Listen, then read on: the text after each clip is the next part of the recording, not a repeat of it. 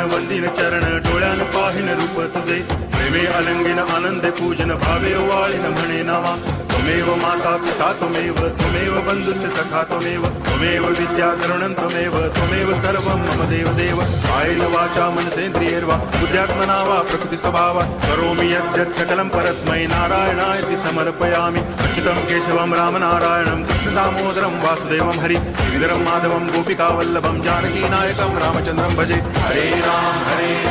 Ram Ram Hare Hare Hare Krishna